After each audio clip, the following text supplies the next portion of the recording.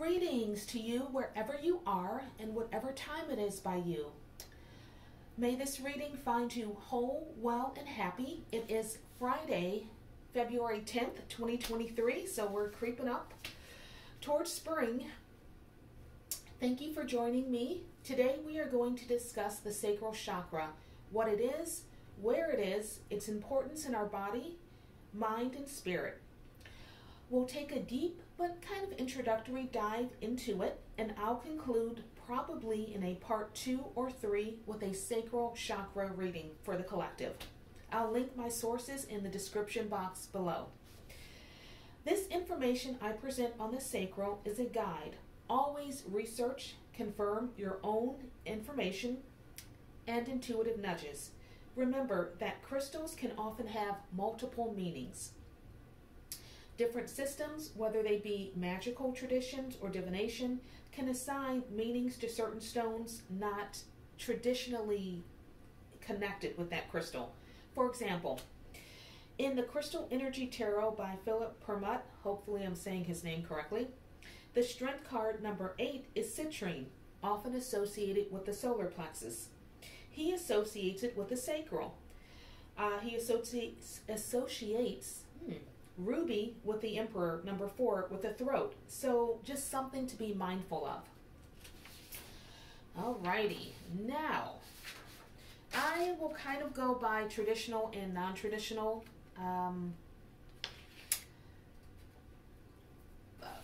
assignments for different things, but let's talk about the sacral, where it is, and then we'll get into some questions.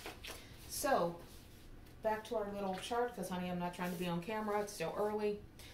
It is our second chakra. It is located about 2.4 inches below the navel, so in between the navel and your pubic bone.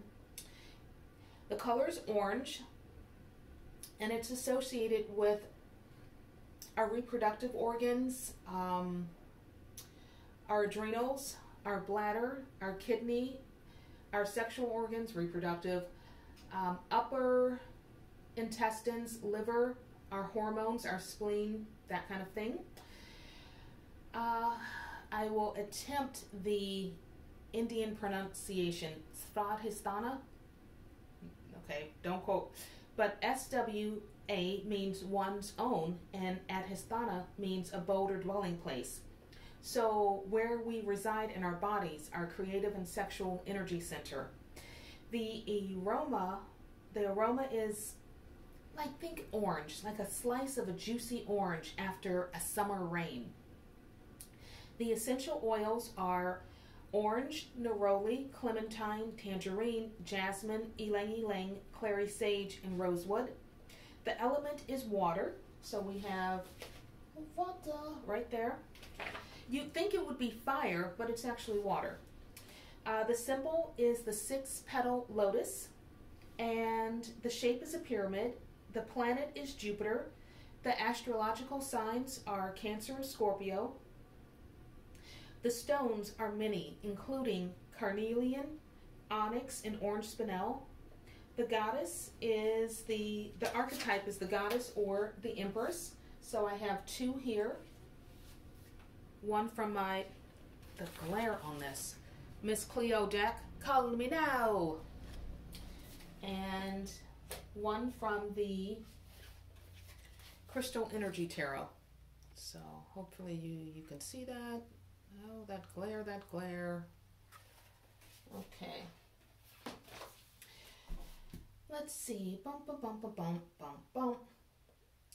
And the incense is, and it was burning, you can't see it in the background, is amber. And I love that because, here, let me show you. I believe this was a gift. So, but it's amber resin. You do need the charcoal tablets, and you need to, when you use it, put it in something deep, like a metal heat-proof dish, because it sparks and it gets super hot.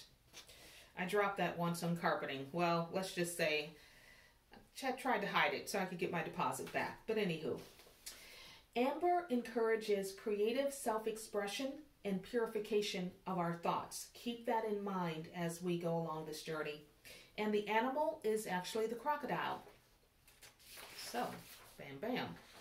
But back to the important question of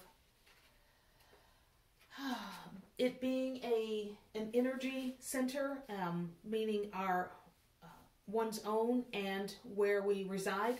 Do we feel at home in our bodies? I don't know if I asked that, but I'm asking it now. Do we feel at home in our bodies? This question isn't asked, nor is it meant to be taken lightly. Often we suffer from or carry sexual trauma, abuse from childhood issues, poor decisions, aside from living in a hypersexualized world. Madonna whore syndrome, anyone? As women, but particularly as Black and brown women, we hold and store this trauma from our lifetime and previous lifetimes and that of our ancestors in our wombs, in our hips and our wombs. And this manifests as dis-ease. It can be fibroids or painful periods, or just two examples. Our hips can be referred to as the junk drawer of our emotions. Tight hips, especially in yoga, is often linked to hesitancy about our future, where we store emotional and physical trauma. We can have a hard time of letting go and just being in the flow, particularly the flow of life. Trusting goes back to root chakra. Our inability to love, particularly ourselves. So, what the frick, Rick? Yeah, it's deep. We're going to talk about how to sit with this discomfort, breathe deeply, and dive in, but gently. So, grab a cup of tea and let's chat, and I'll see you back in part 2.